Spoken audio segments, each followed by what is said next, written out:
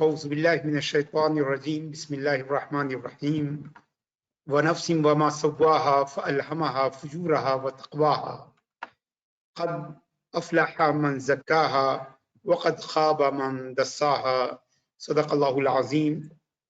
عزیز ساتھیو، اس پروگرام کے تمام شرکاء حضرات، السلام علیکم ورحمۃ اللہ تعالی وبرکاتہ۔ تزکیہ سیریز کی اس نشست میں آپ تمامی حضرات کا استقبال ہے۔ تو ساتھیو، آپ سبھی کا جو ہے تزکیہ سیریز کی اس نشست میں استقبال ہے۔ اللہ تبارک و تعالی ہم سب کی حاضری کو قبول فرمائے اور ان دشوار اور تکلیف دہ مراحل سے، اوقات سے، اس تکلیف کے وقت سے ہم سبھی کو خیر و عافیت کے ساتھ جو ہے وہ باہر نکالے اور جلد از جلد اس بلا کو تمام انسانیت سے دور فرمائے۔ ساتھیو، آج ہم اپنی گفتگو کا آغاز ایک قصے سے کر رہے ہیں۔ موضوع ہمارا اخلاصی ہے اور اخلاصی کے حوالے سے یہ میں قصہ آپ کے سامنے پیش کرنا چاہتا ہوں۔ کسی زمانے میں کوئی بادشاہ تھا۔ اس بادشاہ کے 3 بڑے ہی قریبی منسٹر تھے، وزیر تھے۔ ایک دن بادشاہ نے ان تینوں وزراء کو بلایا اور کہا کہ میری یہ خواہش ہے کہ میں ایک کام آپ کے حوالے کروں، آپ کو ایک اسائنمنٹ دوں، آپ کو ایک کام پورا کرنے کے لیے آپ سے کہوں۔ تو میں نے آپ کے لیے یہ 3 تھیلے منگوائے ہیں اور آپ تینوں ایک ایک تھیلا اٹھا لیجئے اور ہماری محل کے پیچھے جو ہمارا باغ ہے اس باغ میں جا کر آپ جو ہے باغ سے اچھے اچھے پھل چن کر آپ اس تھیلے میں رکھیں اور صبح سے لے کر شام تک آپ کو باغ ہی میں رہنا ہے اور جو عمدہ قسم کے پھل ہیں، جو عمدہ قسم کے میوے ہیں، ان کو آپ کو چن چن کر لینا ہے، حاصل کرنا ہے، توڑنا ہے، چننا ہے اور اسے اپنے اپنے تھیلوں کو بھرنا ہے۔ چنانچہ تینوں وہاں گئے اور تینوں نے 3 موقف اختیار کیا۔ تینوں کے اسٹینڈز جو ہے وہ بالکل الگ ہو گئے۔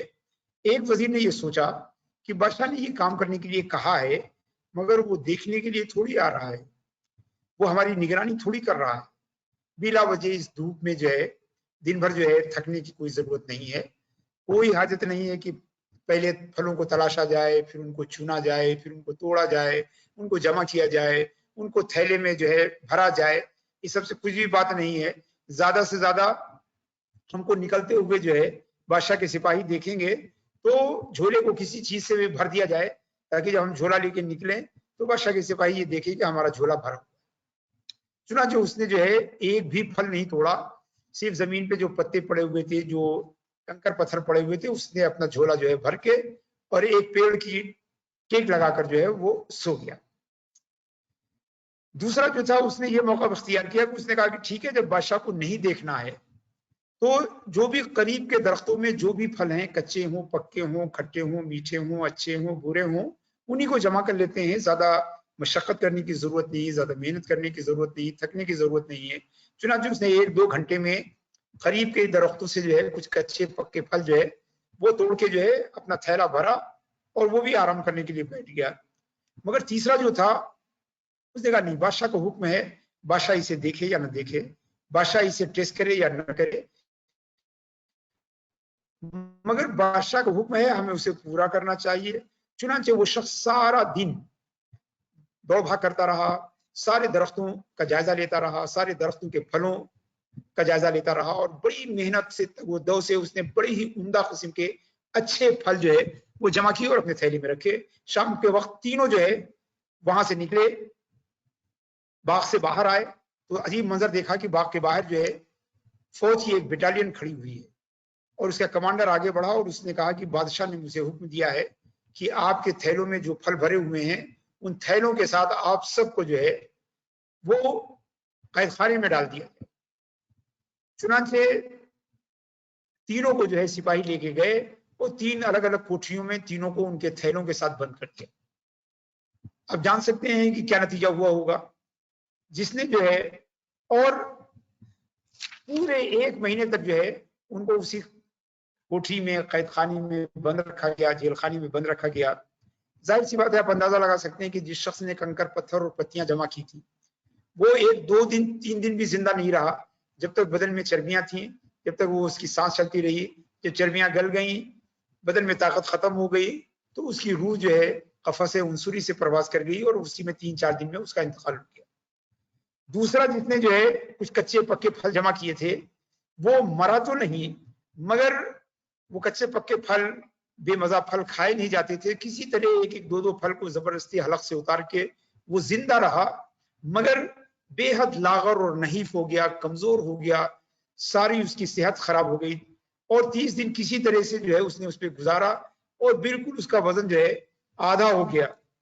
اور تیسرا جو تھا جس نے بڑے اخلاص کے ساتھ بڑی محنت کے ساتھ بادشاہ کے حکم پر عمل کرتے ہوئے اس نے بڑے اچھے قسم کے پھل جمع کیے تھے، اس نے وہ 30 دن جو ہے قید خانے میں بڑے آرام سے گزارے اور جب قید خانے سے باہر نکلا تو جو جتنی صحت اس کی پہلے تھی اس سے اچھی صحت ہو گئی. عزیز ساتھیو، اس دینی اور روحانی مجلس کے شرکا حضرات، دراصل یہ ایک ایسی تمثیل ہے جسے ہم جو ہے اپنے اوپر جو ہے نافذ کر سکتے ہیں. اس کائنات کے بادشاہ نے ہم سب کو جو ہے اس دنیا میں بھیجا ہے، یہ دنیا اس کا گارڈن ہے اور ہم سے کہا گیا ہے کہ صاحب اس میں اخلاص کے ساتھ جو ہے نیکیوں کے پھل کو اکٹھا کیجیے. اب ہم میں سے جو بھی اس بادشاہ کے، اس خالق دو عالم کے، اس پروردگار کائنات کے، اس بادشاہ کل کے بادشاہوں کے بادشاہ کے حکم کے مطابق اخلاص کے ساتھ اس کے اس گارڈن سے، اس کی اس باغ سے نیکیوں اور بھلائیوں کے اچھے اچھے پھل چنے گا وہ، اور جو نہیں چنے گا وہ، اور جو خراب چنے گا وہ، ان سب کو جو ہے قبر کی جو ہے کوٹریوں میں تنہا جا کے رہنا ہے، جہاں ان اعمال کے علاوہ جو ہے اور کوئی چیز ان کے ساتھ نہیں ہوگی. ان اعمال کے علاوہ ان کے ساتھ کوئی چیز نہیں ہوگی. یہی اعمال جو ہے اسے زندگی دیں گے، اسے توانائی دیں گے، اسے حیات دیں گے. اور جن کے پاس یہ اعمال نہیں ہوگا وہ اس کی حال اس شخص کی طرح ہوگی جس نے کنکر پتھر جمع کیا تھا یا جس نے کچے پھل جمع کیے تھے، بے مزہ اور بذائقہ اور بیکار پھل جمع کیے تھے. مگر اس گارڈن سے جو اچھے پھل چن کر اخلاص کے ساتھ محنت کے ساتھ جو ہے اللہ تبارک و تعالیٰ کے حکم کی بجاوری کرے گا، اس کے لیے وہ قبر کی کوٹھی اور قبر کا جیل خانہ جو ہے وہ بالکل ایک راحت کی جگہ ہو جائے گی. اور وہاں سے نکلنے کے بعد جو ہے وہ جنت الفردوس میں جو ہے سدھار جائے گا. اور یہی یہ تمثیل جو ہے ہم سب پر نافذ ہوتی ہے، ہم سب پر جو ہے وہ نافذ ہوتی ہے. تزکیہ نفس کے ذریعے ہمیں اس احساس کو جو ہے پختہ کرنا ہے کہ اللہ تبارک و تعالیٰ نے ہمیں اس کام کے لیے بھیجا ہے اور اللہ تبارک و تعالیٰ ہم سے اس کا حساب لے گا. اللہ تبارک و تعالیٰ کے سامنے ہمیں کھڑے ہو کر جواب دہی کرنی پڑے گی اور قبر کی کوٹھی میں ہمارے ساتھ جو ہے وہ صرف ہمارے اعمال جائیں گے.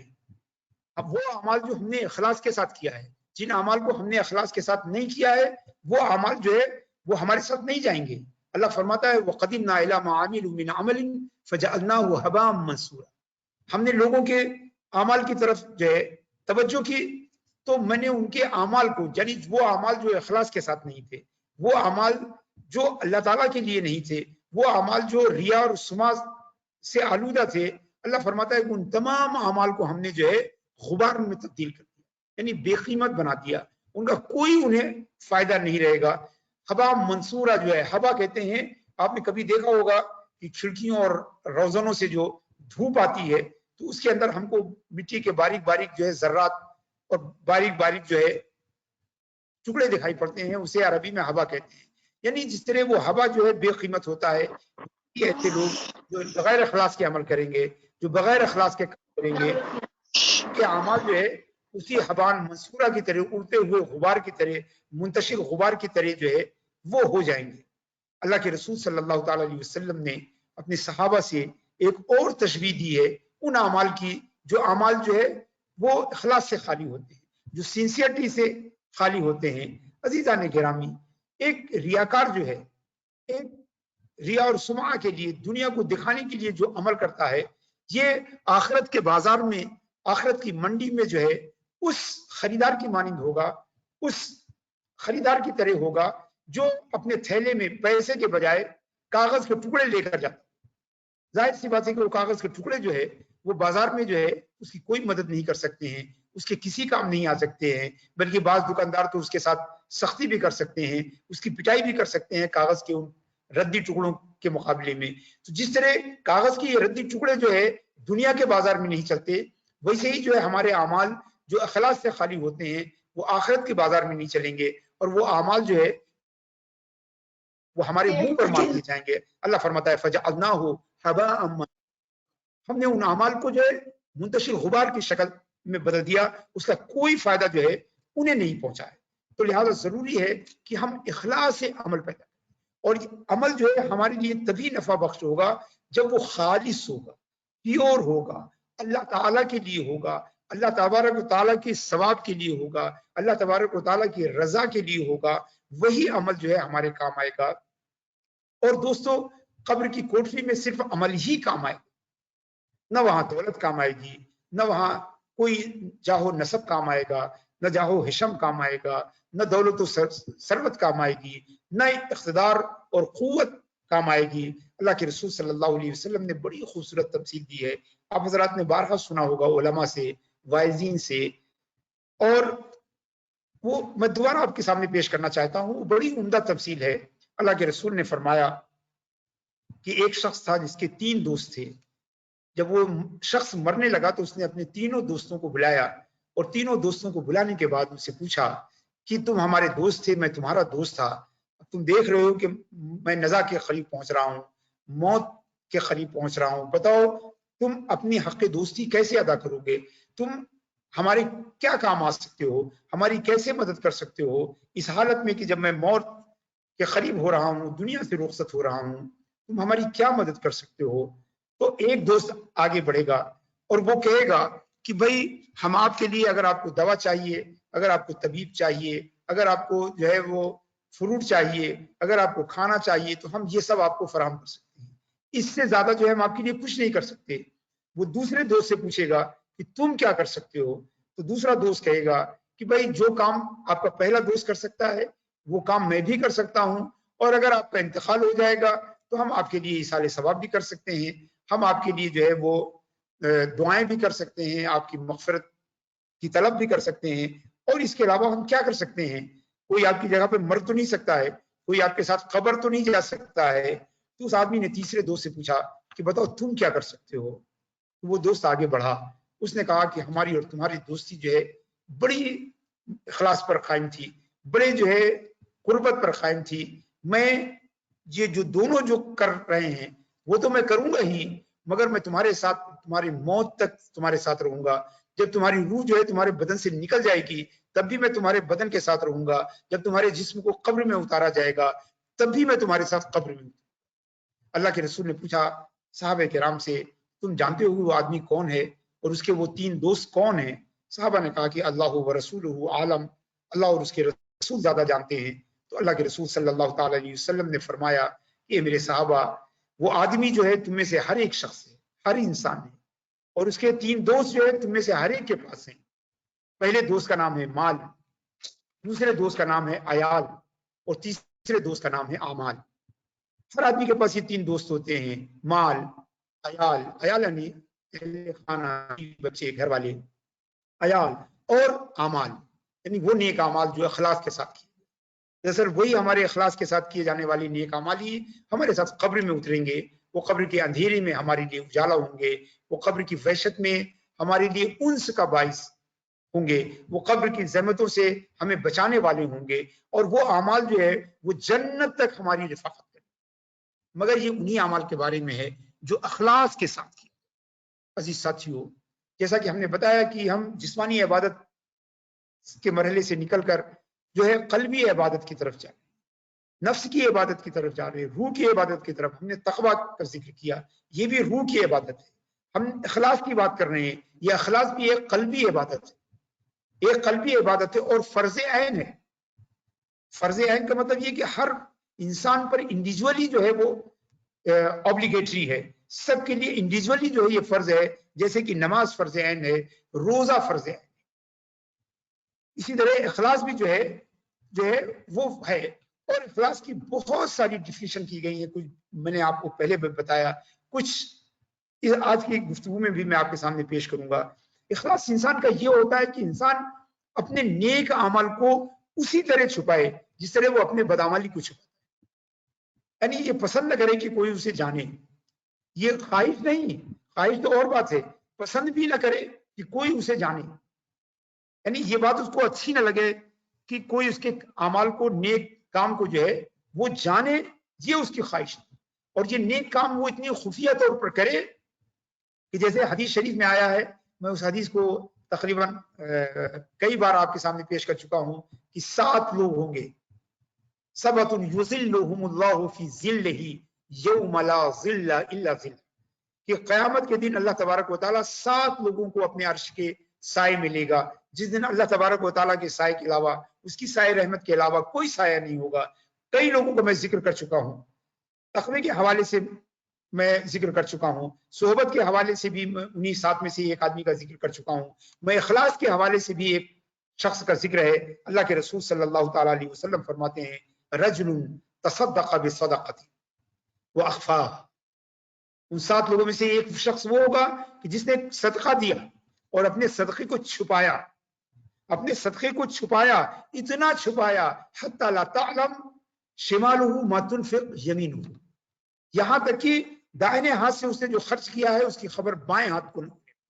مطلب سمجھتے ہیں اس کا مطلب یہ کہ اس کے قریب ترین لوگوں کو جو ہے اس کے صدقہ کا علم نہیں ہوتا ہے، اس کے نزدیک ترین لوگوں کو بھی اس کی نیکیوں کا علم نہیں ہوتا ہے۔ تو گویا اخلاص یہ ہے کہ ہم اپنے نیک کاموں کو پوشیدہ رکھیں۔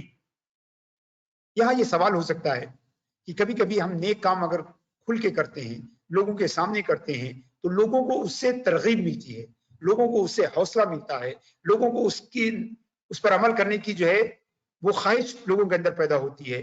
اگر اس ارادے سے اور بغیر ریاکاری کے اگر کیا جائے تو اعمال کا مظاہرہ کیا جا سکتا ہے تاکہ دوسروں کو بھی شوق ہو، دوسروں کو بھی عمل کی توفیق ہو، دوسروں کو بھی اس کی پیروی کرنے کی خواہش ہو، یہ جائز ہے۔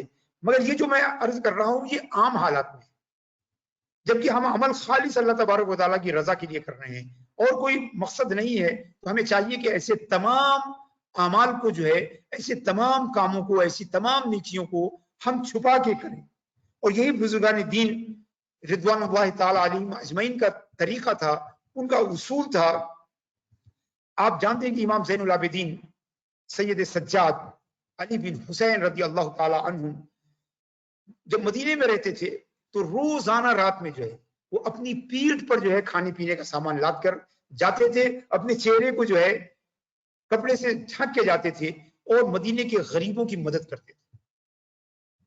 اور یہ سلسلہ وہ جتنی دن مدینہ شریف میں رہے، ظاہر سی بات ہے کہ کربلا سے واپس آنے کے بعد آپ مدینہ ہی میں آپ زیادہ تر مقیم رہے، تو گویا جب تک وہ مدینہ میں مقیم رہے آپ کی ہر رات کا معمول تھا کہ آپ بہت سارا جو ہے اناج، راشن، کھانے پینے کی چیزیں جو ہے اپنی پیٹھ پر لاد کے لے، نہ کسی غلام کو، نہ کسی نوکر کو، نہ کسی جو ہے خدمت گزار کو، نہ کسی جو ہے محبت کرنے والے کو ساتھ نہیں لیتے تھے، بلکہ خفیہ طور پر جاتے تھے۔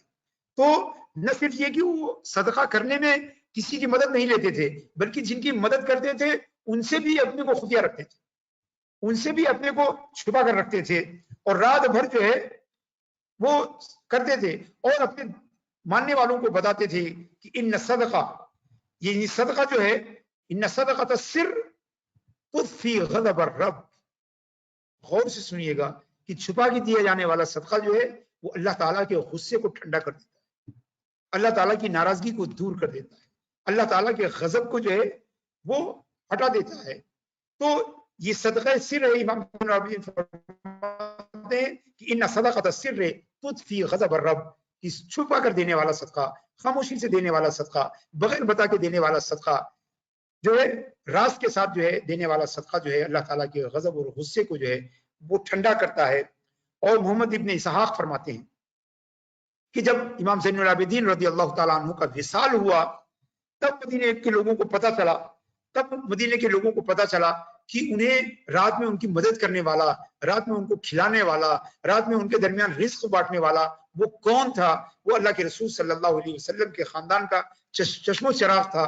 آپ کے وصال کے بعد لوگوں کو جو ہے یہ اس کا جو ہے پتا چلا، اتنا خفیہ کر کے دیتے تھے۔ اور یہی اخلاص کا صحیح تقاضا ہے کہ اگر लोगों को तरगीब देना मकसूद न हो, लोगों को शौक पैदा करना मकसूद न हो, तो हम तमाम नेक कामों को जो है वो छिप कर करें।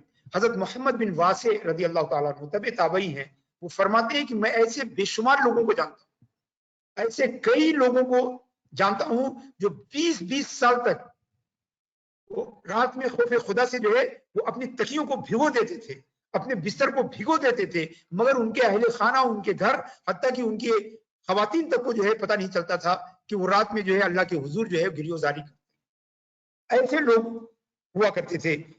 और ऐसे बहुत सारे जो है वाकयात जो है वो बुजुर्गों के जो है हमारे सामने आए हैं, जिसमें जो है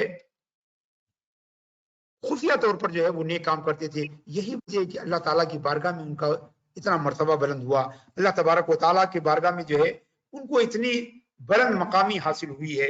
मोहम्मद बिन आयुन एक रावी हदीस है, वो फरमाते हैं कि हजरत अब्दुल्ला इब्न मुबारक रदी अल्लाह ताला जलीलुल क़द्र ताबी हैं और बड़े जाहिद ताबई थे। हजरत अब्दुल्ला इब्न मुबारक के बारे में कहते हैं कि जब वो रात में हम लोगों के साथ होते थे तो सबसे कहते थे कि चलो सोया जाए, जब रात सोने का वक्त आता तो कहते थे सोया जाए, और अब भी अपने बिस्तर पर जो है वो जाके लेट जाते थे और थोड़ी देर इंतजार करते थे, जब सारे साथी सो जाते थे तो आप उठकर जो है इबादतें करते थे, यहां तक कि फज्र से थोड़ा पहले जो है वो फिर बिस्तर पर आ जाते थे और बिस्तर पर लेटे लेटे लोगों को पुकार के जगाते थे कि उठो सुबह हो गई है।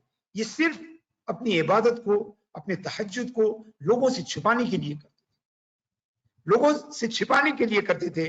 मोहम्मद बिन आयुन कहते हैं कि मुझे एक दिन शुबह हुआ, एक दिन मुझे एहसास हुआ कि हजरत को फज्र में मैं जब देखा तो उनकी आंखों में कोई खुमार नहीं था, नींद का कोई असर नहीं था, तो मुझे लगा कि हजरत जो है वो रात भर जागते हैं। चुनांचे मैंने एक रात जो है मैं आंख बंद करके लेट गया, मगर सोया नहीं और कनखियों से जो है हजरत की तरफ देखता रहा। थोड़ी देर में हजरत उठे और इबादत करने लगे, और इबादत करने के बाद फज्र से पहले आके अपने बिस्तर पर लेटे और भी थोड़ी देर में लोगों को पुकार को उठाया। नमाज के बाद मैंने उनसे कहा कि हजरत आप रात रात भर इबादत करते हैं और हम लोगों से छिपा के करते हैं। तो मोहम्मद बिन आयुन कहते हैं कि हजरत अब्दुल्ला इब्न मुबारक ने इसको बड़ा बुरा माना और कहा कि मैं नहीं चाहता था कि अल्लाह के बंदों में से किसी को भी इसका पता चले, मगर तुम्हें पता चल गया, इससे मेरे दिल को बड़ी तकलीफ।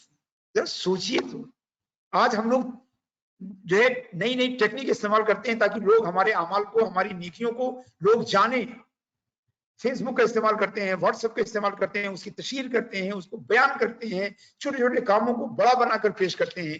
और ये अल्लाह वाले थे, ये अल्लाह के मुकर्रबीन थे, ये अल्लाह के मुखलिस बंदे थे, इल्ला इबादकल मुखलिसीन, ये अल्लाह के खालिस बंदे थे जिनके बारे में शैतान ने रोजे अज़ली में डिक्लेयर कर दिया कि मैं सबको गुमराह करूंगा, सबको गुमराह करूंगा, लअग़वियन्नहुम अजमईन, सबको गुमराह करूंगा, इल्ला इबादकल मुखलिसीन, सिर्फ तेरे मुखलिस बंदे जो हैं वो हमारे फंदे में नहीं आएंगे, तेरे मुखलिस बंदे जो है उनको मैं गुमराह नहीं कर पाऊंगा। ये उन्हीं मुखलिस बंदों का जो है तस्करा किया जाता है, उन्हीं मुखलिस बंदों की जो है वो बात की जाती है।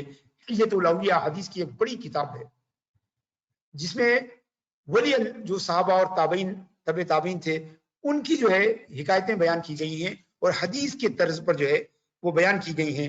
उसमें हजरत इमाम इस्बहानी अपनी किताब हिल्यतुल औलिया में हजरत सुफियान सौरी और हजरत फुज़ैल इब्न अयाज़ रदी अल्लाह तआला अन्हुम, हजरत फुज़ैल इब्न अयाज़ सलासिल तसव्वुफ के बड़े इमामों में से माने, बड़े अइम्मा में से माने जाते हैं। तो हजरत सुफियान सौरी जो है एक बार उनकी रफाकत में गए, उनकी सोबत अख्तियार की, उनके साथ जो है कुछ वक्त गुजारने के लिए जो है पहुंचे, दोनों ने बैठकर अल्लाह का जिक्र किया, दोनों को कैफ आया। जाहिर सी बात है कि ज्यादा सवाले लोग अगर आपस में बैठते हैं तो उनको और कैफ आता है। अच्छी सोबत जो है वो दिल में एक कैफियत पैदा करती है। चुनांचे दोनों को जो है खूब कैफ आया और दोनों ने अल्लाह को याद किया और खूब गिरियोजारी की, आहो बुका किया। उसके बाद हजरत अबू सुफियान सौरी ने कहा कि उम्मीद है कि हमारी मजलिसें जो है, हमारी मजलिसें बड़ी बाबरकत होंगी, आप हमें सुनाएंगे, मैं आपको सुनाऊंगा, मैं आपको तलकीन करूंगा, आप मुझे तलकीन करेंगे, मैं आपको नसीहत करूंगा, आप मुझे नसीहत करेंगे, तो हम दोनों की मजलिसें, हम दोनों की रिफाकत, हम दोनों का साथ जो है वो बड़े बरकत वाला साथ होगा, इसके बड़े मुफीद जो है वो नताइज जो है वो सामने आएंगे। इतना सुनना था कि हजरत फुज़ैल ने कहा कि नहीं नहीं, बल्कि मुझे तो डर है कि कहीं हम लोगों का साथ जो है हम दोनों की बदकिस्मती का सबब न बन जाए, हम दोनों की बेबरकती का सबब न बन जाए। तुम हमको सुनाने के लिए अपनी बात को बनाओगे, मैं तुमको सुनाने के लिए अपनी बात को बनाऊंगा।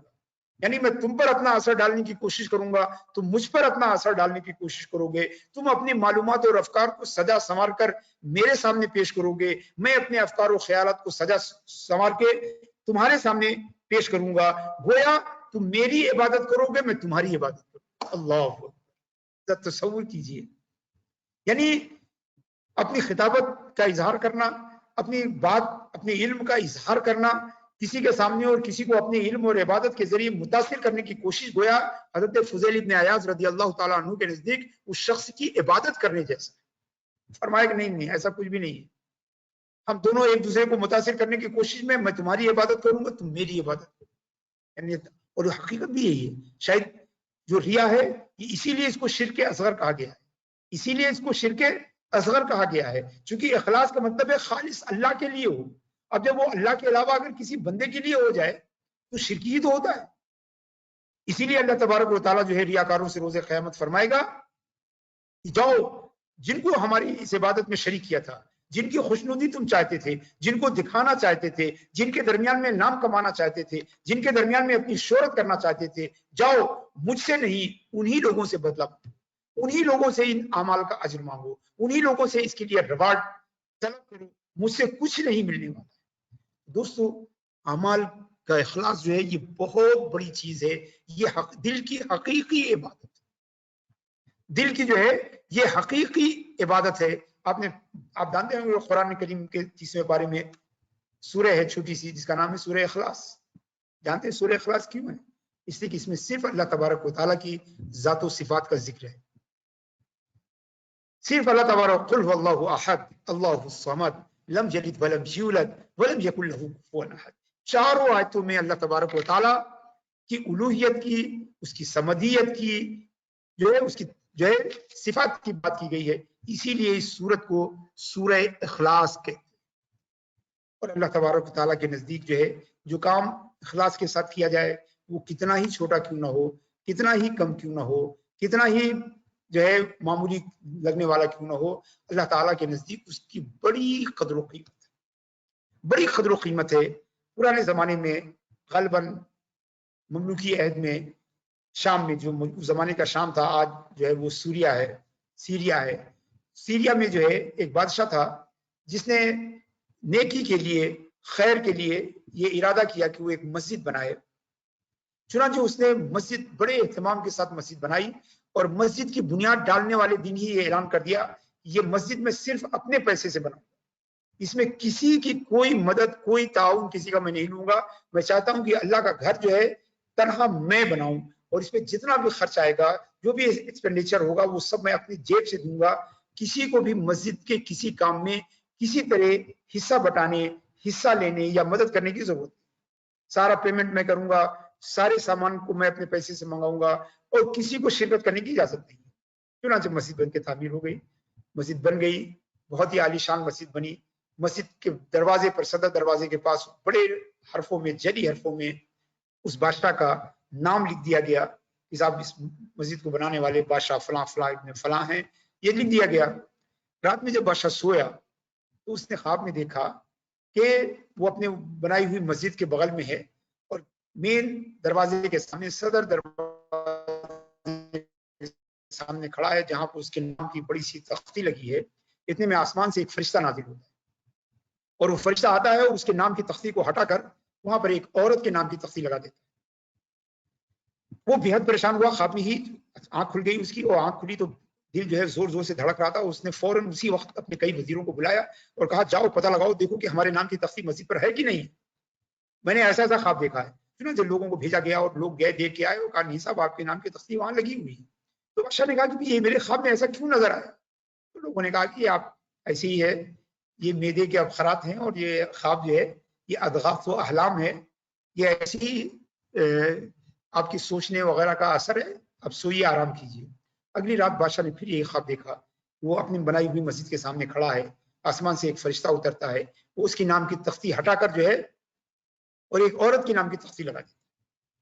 फिर उस अगले दिन जो है उसने अपने वज़रा को बुलाया, उमरा को बुलाया, उलमा को बुलाया, सबसे ताबीर पूछने की कोशिश की, कोई ताबीर नहीं बता सका। तीसरी रात उसने कॉन्सिक्वेंटली जो है, थर्ड नाइट में जो है उसने वही ड्रीम देखा और उस ख्वाब में जो है उसने کوشش کی کہ اس نام کو پڑھنے کی کوشش کرے، تو اس عورت کا جو ہے پورا تفصیلی نام جو ہے اس پہ لکھا ہوا تھا. اس نے خواب میں ہی اس پورے نام کو یاد کر لیا، حفظ کر لیا. اگلے دن جب اس نے اٹھا اس نے اپنے دربار میں اپنے علماء اور تمام جو ہے دینی جو مشیر حضرات تھے سب کو بلایا، اور اس نے کہا دیکھو یہ کوئی نہ کوئی بات ضرور ہے. ایک رات کے خواب کو ہم کہہ سکتے ہیں اتفاق ہے، 2 رات کو بھی کہہ سکتے ہیں، یہ 3 رات لگاتار 3 خواب میں نے دیکھے، ضرور اس میں کوئی نہ کوئی بات ہے. اس عورت کا نام ہم نے معلوم کر لیا ہے، پتہ لگاؤ کہ وہ عورت کون ہے. چنانچہ ظاہر سی بات ہے بادشاہ کے پاس بے شمار وسائل تھے، اور چند گھنٹوں میں جو ہے اس عورت کو تلاش لیا گیا جس کا نام تھا. وہ عورت بلائی گئی، وہ ایک بے حد مفلوق الحال، غریب، نادار عورت تھی. بادشاہ کو بھی اور درباریوں کو بھی بڑا تعجب ہوا کہ بھئی یہ نادار اور مفلوق الحال عورت یہ کیا مدد کر سکتی ہے مسجد بنانے میں؟ اتنی عالیشان مسجد، پتھروں کی بنائی ہوئی اتنی بلند بالا مسجد ہے، اس کی تعمیر میں یہ عورت کیا مدد کر سکتی ہے؟ چنانچہ بادشاہ نے اس کو بلایا اور پوچھا کہ تم کہاں رہتی ہو؟ تو اس نے کہا کہ بادشاہ سلامت، جہاں آپ نے مسجد بنوائی ہے اس کے قریب ہی میں جو غریبوں کی بستی ہے وہیں سے میرا تعلق ہے. تو بادشاہ نے پوچھا کہ بتاؤ کہ تم نے اس مسجد میں تم نے کیا مدد کی، تم نے مسجد کی تعمیر میں کس طرح حصہ لیا؟ اس عورت نے کہا کہ بادشاہ سلامت، ارے یہ ایک تو یہ کہ میری حیثیت ہی نہیں ہے، میرے پاس کھانے پینے کے لیے تو پیسے نہیں ہیں، میں کسی تعمیر میں کہاں سے پیسے لگاؤں گی، اور دوسری بات یہ کہ آپ نے مسجد بنتے وقت اعلان کر دیا تھا کہ اس میں کوئی بھی حصہ نہ لے، کوئی بھی اس تعمیر میں شرکت نہ کرے، تو بھلا میری مجال کیا تھی کہ میں آپ کے حکم کی نافرمانی کرتی، آپ کے حکم کی خلاف ورزی کرتی؟ لہذا کچھ سوال ہی نہیں پڑتا. بادشاہ نے کہا کہ نہیں اے عورت، ضرور کوئی نہ کوئی راز ہے، تم بتاؤ تمہارا گھر وہاں سے قریب ہے، تم نے کبھی اس مسجد میں کوئی کام کیا ہے کہ نہیں کیا؟ چلو تم نے پیسے نہیں لگائے، تم نے کوئی مدد کی؟ اس نے کہا نہیں بادشاہ سلامت، ہم نے اس میں کوئی مدد بھی نہیں کی، ہم تو اس میں نوکری بھی کرنے نہیں تھے، ہماری یہ عمر ہے کہ ہم پتھر بھی نہیں اٹھا سکتے، مزدوری بھی نہیں کر سکتے، سامان بھی نہیں ڈھو سکتے، لہٰذا ہم نے کچھ بھی نہیں کیا. لیکن جب لیکن کہا تو بادشاہ چونکا. آپ نے کہا بتاؤ کیا ہے لیکن، کیا لیکن کہنا چاہتے ہو؟ کہ بادشاہ مجھے ایک بات یاد آ رہی ہے، ظاہر سی بات ہے مسجد سالوں میں بنی تھی، 20 بار میں ادھر سے آئی گئی، ایک دن میں وہاں سے گزر رہی تھی تو میں نے دیکھا کہ مسجد کو بنانے کے لیے جو سامان لایا گیا ہے وہ سامان جن خچروں پہ لایا گیا ہے ان میں سے ایک خچر جو ہے وہ پانی کے ایک برتن کے قریب کھڑا تھا اور وہ پانی پینا چاہتا تھا، مگر چونکہ اس کے پیر بندھے تھے لہذا پانی کے اس برتن تک پہنچ نہیں پا رہا. تو میں نے کئی بار دیکھا کہ اس نے کوشش کی، طاقت لگائی، مگر بندھے ہونے کی وجہ سے وہ پانی تک نہیں جا سکا تھا. تو میں اس کے قریب گئی اور پانی کے برتن کو اپنے پیر سے دھکا دے کر اس خچر کے قریب کر دیا. صرف یہی ایک بات مجھے یاد آئی، یہی ایک بات یاد آ رہی ہے. یہ سننا تھا کہ علماء نے کہا کہ دراصل اللہ تعالیٰ کو تم نے وہ کام جو ہے صرف اللہ تعالیٰ کی خوشنودی کے لیے کیا تھا، اخلاص کے ساتھ کیا تھا. اس مسجد میں مدد نہیں کی تھی، مسجد بنانے والوں کی مدد نہیں کی تھی، بلکہ مسجد کے سامان لانے والے ایک خچر کی پیاس تم نے اخلاص کے ساتھ بجھائی تھی. اللہ تعالیٰ نے پوری مسجد تمہارے نام. تو عزیز ساتھیوں، یہ اخلاص کا اثر ہے اور یہ اخلاص کی اہمیت ہے. لہذا ضروری ہے کہ ہم اپنے طور پر، ظاہر سی بات ہے جس مادی دنیا میں میٹرلسٹک ورلڈ میں ہم جی رہے ہیں وہاں اخلاص جو ہے وہ بالکل جو ہے وہ کبریت احمر ہے. ربی میں کہتے جو ہے جو ملتا ہی نہیں ہے، جسے اردو میں آنقا کہتے ہیں یا ہما کہتے ہیں، وہ پرندہ جو کبھی ملتا نہیں ہے، صرف کہانیوں میں ملتا ہے. آج کے زمانے میں اخلاص بھی بڑی مشکل چیز ہے، مگر ایسا نہیں ہے کہ اس پر ہم عمل نہیں کر سکتے. ہم تھوڑی تھوڑی کوشش کریں، تھوڑی تھوڑی محنت کریں، تھوڑی تھوڑی توجہ کریں تو انشاءاللہ تبارک و تعالیٰ سب کام نہیں تو کچھ کام ہم اخلاص کے ساتھ ضرور کر سکتے ہیں. کورونا وائرس کے زمانے میں جو ہے ہم کو جو یہ خلوت میسر ہے، ہم کو جو یہ تنہائی میسر ہے، ہم اس تنہائی کو اخلاص کی پریکٹس کے لیے استعمال کر سکتے ہیں. ہم اس کو اخلاص کی پریکٹس کے لیے کر سکتے ہیں. اور خیال کریں کہ ہم باہر جب نکلتے تھے کورونا پیریڈ سے پہلے جب ہم جاتے تھے تو ہم کیسے نماز پڑھتے تھے، کیسے اعمال کرتے تھے. آپ ان اعمال میں تھوڑا اضافہ کر کے اپنے گھر میں اپنے خلوت میں کیجیے. انشاءاللہ تبارک و تعالیٰ یہ آپ کے دل کی ایک ٹریننگ ہوگی اخلاص کے لیے کہ آپ گھر نمازوں کو اہتمام کے ساتھ پڑھیے، ذکر کو، تسبیحات کو، تلاوت قرآن پاک کو پوری جمعی کے ساتھ پڑھیے. اس وقت کورونا کے اس پیریڈ میں جو ہے نہ کوئی آپ کو دیکھنے والا ہے، نہ کسی کو خوشنودی آپ کو مطلوب ہو سکتی ہے. لہذا اخلاص کی ٹریننگ کے لیے ایک بے حد مناسب وقت ہے، ایک بہت ہی سوٹیبل جو ہے وہ ٹائم ہے. ہم اگر چاہیں تو تھوڑی سی محنت کر کے اپنے دل کو اور اپنے نفس کو اخلاص کی ٹریننگ دے سکتے ہیں. اللہ تبارک و تعالی ہم سب کو جو ہے اخلاص فی نیت اور اخلاص فی العمل عطا فرمائے. وصلی اللہ تعالی علی خیر خلقہ سیدنا و مولانا و حبیبنا محمد وعلی آلہ وصحبہ اجمعین. بہت بہت شکریہ.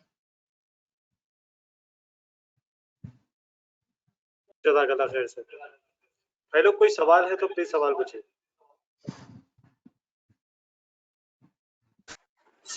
السلام علیکم ورحمۃ اللہ وبرکاتہ. میں معذر جی خیریت سے ہیں آپ؟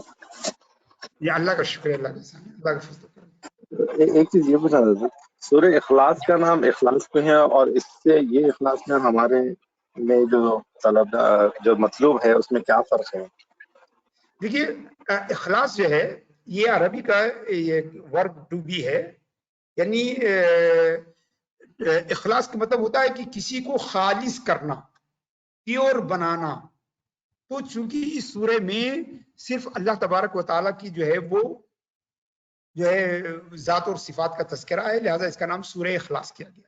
ہمارے عمل کا اخلاص یہ ہے کہ ہم ایسا عمل کریں کہ جس میں اللہ تبارک و تعالیٰ کے ساتھ ہماری اس قصد میں، مقصد میں، ٹارگٹ میں کوئی چیز شریک نہ ہو.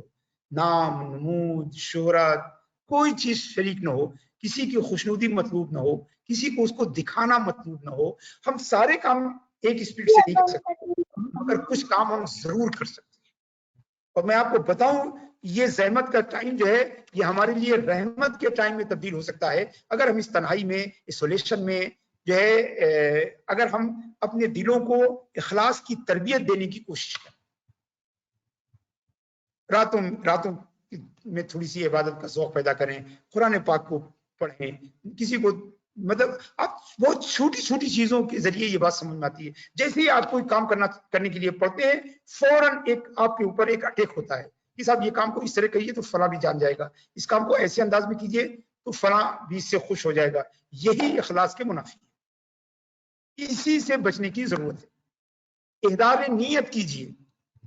پیسے دینے ہو جیب سے نکال کے دینے سے پہلے آپ کہیے کہ اللہ یہ تیری رضامندی کے لیے، یعنی نیت کو حاضر کیجیے تاکہ یعنی اخلاص کی نیت کیجیے کہ یہ خالصۃ لوجہ اللہ ہے، صرف اللہ تعالیٰ کی رضا جوئی کے لیے ہے، صرف اللہ تبارک و تعالیٰ کی جو ہے خوشنودی کے لیے ہے. تو اس طرح احضار نیت کہتے ہیں نیت کو حاضر کرنا. تو اخلاص، ہمارا اخلاص یہ ہے کہ ہم اعمال کو خالص کریں، اپنے اعمال کو جو ہے خالص کریں اللہ تبارک و تعالیٰ کے لیے، اور کم کریں، زیادہ کرنے کے بجائے کم کریں مگر خالص کریں. حدیث میں نا اخلص دین کا یکفک العمل القلیل، خالص اپنے دین کو خالص کر لو، تھوڑا سا کام جو ہے، تھوڑا سا عمل تمہارے لیے کافی. جزاک اللہ خیر. السلام علیکم سر کوشچن یہ ہے کہ آج اپن جیسا آپ بولے کہ انکریجمنٹ کے لیے لوگوں کو، جیسا فار ایگزامپل واٹس ایپ پہ میں کوئی میسج فارورڈ کرا جسٹ لوگوں کو انکریج کرنے کے لیے کہ بھائی آپ بھی کنٹریبیوشن کریے ایسا. تو سر میری کوشچن پرائمری یہ ہے کہ ہم کو کیسا پتا چلے گا کہ ہمارے اعمال میں ریا آ گئی ہے؟ کوئی انڈیکیشن ہے کیا؟ میرے عزیز ہم سب سے جھوٹ بول سکتے ہیں مگر کوئی آدمی اپنے آپ سے جھوٹ نہیں بول سکتا. آپ جانتے ہیں نا کہ کوئی آدمی اپنے آپ سے جھوٹ نہیں بول سکتا ہے. استفت قلبک، اپنے قلب سے فتویٰ مانگو. یہ ہم انکریج کرنے کے لیے کر رہے ہیں یا اپنی شہرت کے لیے کر رہے ہیں؟ آپ کا دل آپ کو بالکل سچی بات بتائے گا. آپ سمجھ رہے ہیں نا؟ اور کوئی اس میں زیادہ جو ہے دماغ لگانے کی حاجت نہیں ہے. یقیناً میں نے کہا، میں نے اپنی گفتگو میں بھی کہا کہ لوگوں کی حوصلہ افزائی کے لیے، لوگوں کو نیکیوں کی ترغیب دینے کے لیے آپ کچھ کام مظاہرے کے ساتھ کر سکتے ہیں. اگر آپ سمجھتے ہیں کہ یہ آپ کو پبلکلی یہ کام کرنے سے دوسروں کو بھی ترغیب ملے گی، آپ ضرور کیجیے، آپ ضرور کیجیے. ان کو ترغیب نہیں ملے گی، مگر آپ کو نیت کا ثواب ملے گا. آپ کو 2 ثواب ملیں گے، ایک تو اخلاص کے ساتھ عمل کرنے کا اور ایک لوگوں کو ترغیب دینے کا 2 ثواب ملے گا. مگر خطرہ بہت زیادہ ہے، بے حد پر خطر رہا ہے. آپ سمجھیے کہ تلوار سے زیادہ جو ہے تیز اور بال سے زیادہ باریک رہا ہے. یہ کہاں کب آپ سلیپ کر جائیں اور کون دوسرا سلیپ کر جائے کسی کو کچھ پتا نہیں. لہذا جو لوگ اتنے قوی ارادہ نہیں ہیں وہ چھپا ہی کے کریں. ہاں جن کو جو اپنے نفس پہ قابو پا چکے ہیں یا ان کو یقین ہے، تیقن ہے کہ ہم یہ لوگوں کی ترغیب کے لیے کرتے ہیں، لوگوں کے اندر انٹرسٹ کریٹ کرنے کے لیے کرتے ہیں، تو یقیناً یہ ایک الگ سے ثواب کا عمل. مگر ان دونوں کے درمیان فیصلہ کرنا، یہ میں کوئی دوسرا آپ کے لیے فیصلہ نہیں کر سکے. آپ میرے بارے میں فیصلہ نہیں کر سکتے، میں آپ کے بارے میں نہیں، مگر آپ اپنے دل سے پوچھے گا تو آپ کو بالکل ایکوریٹ آنسر ملے گا. جزاک اللہ سر. السلام علیکم ورحمۃ اللہ وبرکاتہ. حضرت شاداب بولا تھا. جی شاداب صاحب کیسے مزاج ہیں؟ خیریت سے ہیں؟ اللہ کرم والی کو بڑا احسان ہے. حضرت ایک حدیث کا مفہوم ہے، غالباً حدیث ہے یا یہ قول ہے کہ جس شخص نے اپنے 2 دن ایک طرح سے گزار دیے وہ ہلاک ہو گیا. تو حضرت یہ اس کا تھوڑا خلاصہ کر دیتے ہیں. نہیں، میرے شاداب میرے علم میں نہیں ہے ایسا کچھ. اگر آپ نے جہاں پڑھا ہے، اگر آپ مجھے اس کا کچھ ٹیکسٹ بھیجیں تو میں اس کو چیک کر سکتا ہوں، اس کو سرچ کر سکتا ہوں انشاءاللہ تعالی. حضرت یہ جیسے ایک بار ہم نے نیت کری کوئی بھی نیک کام میں، میں آج سے جو بھی نیک کام کروں سب اللہ اس کے رسول کی رضا کے لیے کروں گا، تو وہ نیت ایک کافی کی بار بار نیت کرنی پڑے گی. نہیں، دیکھیے کوئی کام آپ بغیر نیت کے کر ہی نہیں سکتے، خیر ہو یا شر ہو، اچھی ہو یا بری ہو. آپ سمجھ رہے ہیں نا؟ اب ایسا کبھی ہوا ہے کہ آپ ایک گھر سے نکل کے کہیں پہنچ گئے بغیر سوچے سمجھے ہوئے؟ ارے 2-4 قدم آدمی چلتا ہے غفلت میں. تو ہم کو کوشش کرنی چاہیے کہ ہم ہر بار نیت کریں، ہر بار نیت کریں گے، نیت کا ثواب بھی ہم کو بہت ملتا ہے. انما الاعمال بالنیات. تو ہم نے جو بزرگوں کو کہا ہے کہ کسی بزرگ سے کہا گیا کہ آئیے فلاں آدمی انتقال کر کے جلدی آئیے جنازہ جا رہا ہے. انہوں نے کہا 1 سیکنڈ دے دیجیے، اور ایک دم آنکھ بند کر کے تھوڑا ٹھہر گئے. اس کے بعد کہا چلیے. تو پوچھا گیا کہ بھئی آپ نے چند سیکنڈ کے لیے آپ نے توقف کیوں فرمایا؟ انہوں نے کہا میں اپنی نیت کو حاضر کر رہا تھا تاکہ ثواب مل جائے. یہ نہ ہو کہ آپ کے کہنے سے چل گیا تو معلوم ہے کہ آپ کے کہنے سے تو نماز جنازہ کی شرکت کرنے کو تو کوئی ثواب ملتا نہیں ہے. ہم نے تو نیت کی کہ نہیں ہم خالصتاً لوجہ اللہ جا رہے ہیں. آپ سمجھ رہے ہیں نا اس کو؟ تو ہر عمل کے لیے ہم نیت کر سکتے ہیں، اور نیت کرنے کے لیے کوئی ایسا نہیں کہ کچھ پڑھنا پڑے گا اور کچھ دم کرنا پڑے گا، کچھ نہیں. دل میں آپ کو جو خیال آیا وہی آپ کی نیت ہے.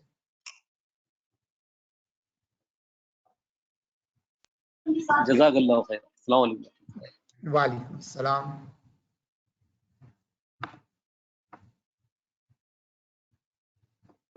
السلام علیکم صاحب. وعلیکم السلام.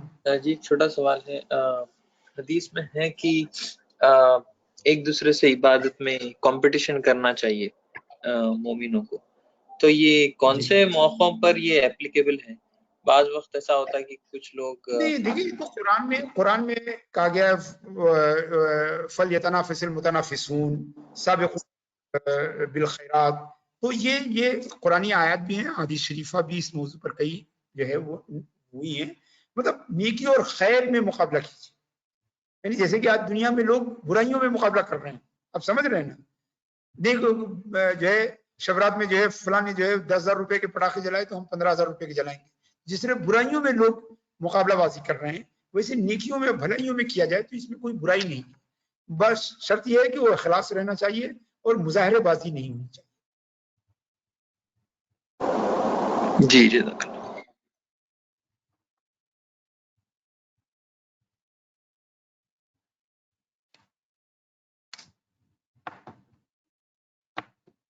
اور کوئی سوال نہیں ہے کیا؟ ٹھیک ہے، کوئی بات نہیں. آپ پوچھنا تھا آپ سے سوال. ایک واقعہ سنا تھا ہمیں، غالباً بنی اسرائیل کا ہے، 3 دوستوں کا جو غار میں پھنس جاتے ہیں، اور سرسری طور پہ یاد ہے کیا وہ لوگ اپنی نیکیوں آپ کو سنا دوں گا. وہ صحیح مسلم اور صحیح بخاری متفق علیہ حدیث ہے، متفق حدیث ہے، اور اخلاص کی فضیلت کی ایک بہت بڑی دلیل ہے. ٹھیک ہے، اگر یاد ہے تو سنا دیجیے مہربانی، یا موقع سے آپ دیتا مناسب. چلیے ہم کل آپ کو سنا دیں گے. امام بخاری اور امام مسلم دونوں نے جو ہے اس حدیث کو روایت کیا ہے کہ 3 دوست جو ہے وہ کہیں سفر میں جا رہے تھے، رات ہوئی تو وہ ایک غار میں پناہ لے لیا. جب پناہ لیا تو ان کے اوپر جو ہے ایک بڑا سا پتھر جو ہے وہ غار کے دروازے پر آ کر جم گیا. اب وہ لوگ نکلنا چاہے تو نکلنے کا راستہ نہیں ہوا. تو تینوں نے اپنے ایک نیک عمل، حدیث میں گنا بتایا گیا کہ کون کون سا نیک عمل تھا. تینوں نے اپنے ایک نیک عمل کے ذریعے اللہ سے دعا کی کہ اللہ اگر ہمارا وہ عمل اخلاص کے ساتھ خالص تیری رضا کے لیے تھا तो इस परेशानी से हमको नजात दे। चुनांचे हर बार थोड़ा थोड़ा जो है वो पत्थर खसकता चला गया। यहाँ के तीसरे ने जब दुआ की तो पत्थर इतना खसक गया कि ये लोग बाहर निकले। ठीक है, इंशाल्लाह कल मैं पूरी डिटेल से भी बता दूंगा।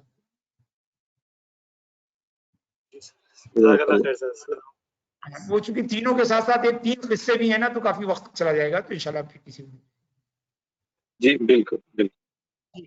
जी जी अस्सलाम वालेकुम सर। वालेकुम अस्सलाम। अच्छा, ये एक बात पूछना था ज़कात के मुतालिक। जैसे कि अभी कोरोना का टाइम है और बहुत सारे लोग ज़कात वगैरह दे रहे हैं, गरीबों की मदद कर रहे हैं, तो इसमें ज़कात निकालने के लिए क्या जरूरी है कि जिस पर्सन को दिया जा रहा है वो मुसलमान ही हो या वो कोई दूसरे कौम का गरीब या? देखिए, हमारे उलमा ने ये कहा है कि मुस्तहिक़ जो है वो सिर्फ मुसलमान है, ठीक है, लेकिन ये भी दूसरे लोगों की मदद करना भी इस वक्त बेहद जरूरी है। और सिर्फ जो भूखा है उसकी मदद कीजिए। ये कोई जरूरी नहीं है मेरे अजीज कि हम सिर्फ लोगों की मदद सिर्फ ज़कात ही से करें। अल्लाह ताला ने जो हमको दिया, हम 2.5% ज़कात निकालते हैं। 97.5% जो है हम अपने लिए इस्तेमाल करते हैं। उसमें से 1.5% 2% और निकालें और उसके जरिए मुसलमान और गैर मुस्लिम दोनों की मदद करें। ठीक है ना? तो इसमें वायलेशन भी नहीं होता है। और बाज़ उलमा ने कहा है कि नहीं साहब सबकी मदद कर सकते हैं। तो लेकिन हमारे उलमा हिंदू पाक जो है वो यही कहते हैं कि ज़कात की रकम से न दिया जाए। तो एहतियात इसी में है कि उस रकम से न दें, बल्कि दूसरी रकम से हम निकाल लेते हैं। जाहिर बात है, जो आदमी ज़कात देता है उसके पास काफी पैसा होता है। अगर वो 10,000 रुपए ज़कात के निकालता है तो 3-4 हज़ार रुपए और भी अपनी जेब से निकाल के दे सकता है, और जरूर देना चाहिए मेरे अजीज। अल्लाह ताला की शुक्र करने का एक तरीका ये भी है कि हम अल्लाह के दिए हुए रिस्क से हम अल्लाह के बंदों की मदद करें। ये भी शुक्र का अमली प्रैक्टिकल जो है वो थैंक गिविंग है। तो इस पे हमें अमल करना चाहिए ताकि उलमा की राय का भी हम ख्याल रख सकें और गरीब गैर मुस्लिम की मदद भी हो सके। जी जज़ाकल्लाह। अस्सलाम वालेकुम सर। ज़कात के मुतालिक एक और सवाल है सर, इजाजत है तो पूछ। जी फरमाएं। सर ज़कात का जो अमाउंट निकलता है, मतलब जो भी कैलकुलेशन हम करते हैं 2% के हिसाब से, उसमें अगर बीवी का अगर महर बाकी है जोजे का, तो उसको माइनस करने का हुक्म है क्या? फिर ये सही बात है? नहीं, वो माइनस नहीं किया जाएगा क्योंकि वो अंडरस्टूड होता है। समझ रहे हैं ना? वो अंडरस्टूड होता है कि जब हम मेरे मुअज्जल कहते हैं तो कभी भी आप दे सकते हैं उसको। ठीक है ना? तो वो नहीं होता। और वो अमाउंट भी ऐसा नहीं होता कि जो बहुत बड़ी चीज होती है। हमारे यहाँ तो 2.5, 3, 4, 5 हज़ार, 15, 20 हज़ार, 11 हज़ार तो बहुत ज्यादा बड़ी मेहर हो जाती है। समझ रहे हैं ना? और वैसे भी वो मिना नहीं होगा उससे। जी थोड़े दिन पहले बात सुनने में आई थी सर, तो इसलिए आपसे पूछ लेंगे, बोल के डाउट आया। नहीं, बिल्कुल नहीं, उसको वो मिना नहीं किया जाएगा। जी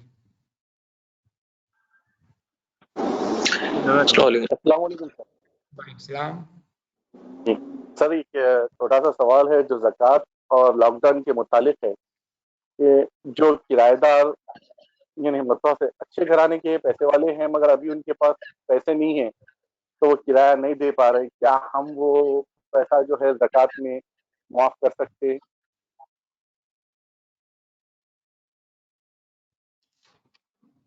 देखिए जरा सा इसमें पेचीदगी है कि चूंकि आप अगर माफ करते हैं, अगर वह करार वाकई वो इस वक्त मुस्तहिक हैं, आप समझ रहे हैं, तो आप उसको काउंट कर सकते हैं। लेकिन अगर ये वो किसी बात लोग ऐसे हैं कि जो मुस्तहिक नहीं है मगर चूंकि लॉकडाउन से फायदा उठाने किराया नहीं दे रहे हैं, आप समझ रहे हैं ना? ऐसे भी बहुत सारे लोग हैं जो दे सकते हैं मगर लॉकडाउन का फायदा उठाते हुए नहीं दे रहे हैं, इसका मतलब वो मुस्तहिक नहीं होंगे। तो ऐसे फैसले न कीजिए। लेकिन अगर आप जानते हैं कि आपका किराएदार करार वाकई मुस्तहिक है, किसी वजह से फॉर टाइम बिंग भी अगर है तो भी मुस्तहिक माना जाएगा। ठीक है ना? जैसे कि मुसाफिर एक करोड़पति आदमी है, कहीं सफर में गया है, तो वहां पर वो फकीर और गरीब भी कंसीडर किया जाएगा। तो अगर ऐसी सूरत हाल है तो आप जरूर उनको कंसीडर कीजिए, मगर लेकिन आमतौर पर ऐसा होता नहीं है।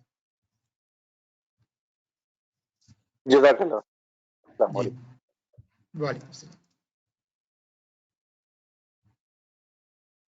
ठीक है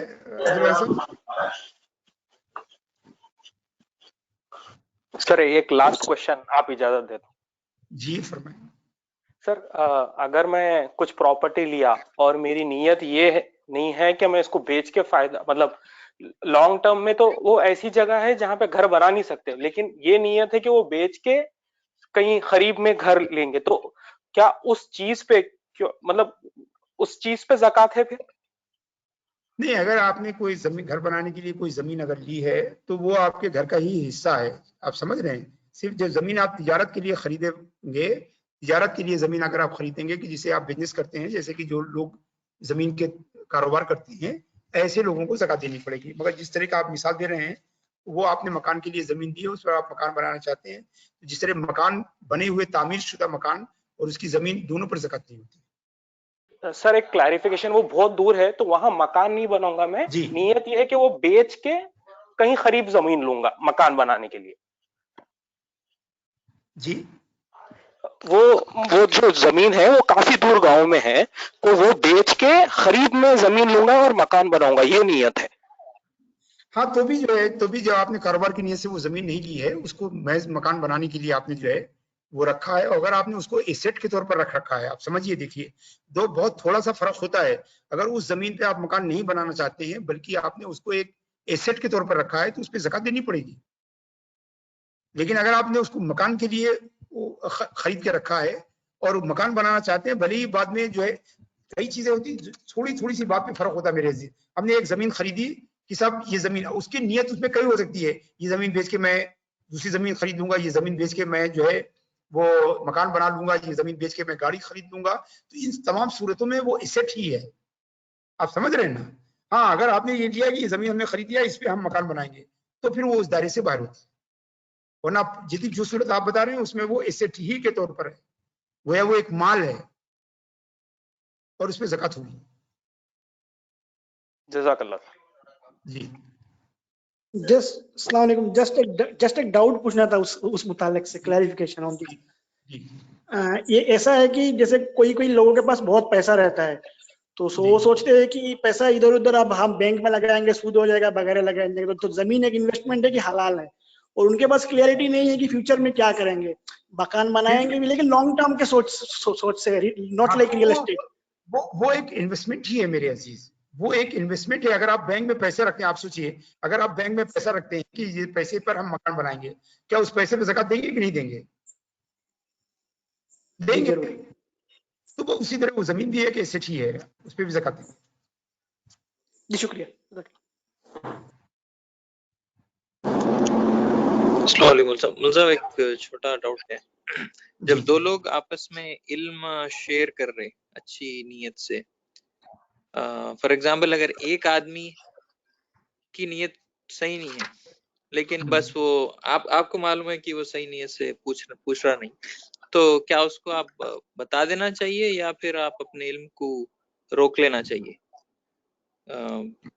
نہیں، دیکھیے صحیح نیت سے نہیں پوچھ رہا ہے، اس کا تعین جو ہے یہ بذات خود بہت پیچیدہ معاملہ ہے، آپ سمجھ رہے ہیں نا. آپ سے پوچھا بتا دیا، ٹھیک ہے، آپ سے پوچھا گیا آپ نے بتا دیا، تو آپ بتا دینے کی نہ بتانے کی صورت میں کتمان علم چھپانے کا ایک گناہ ہو سکتا ہے، ٹھیک ہے نا.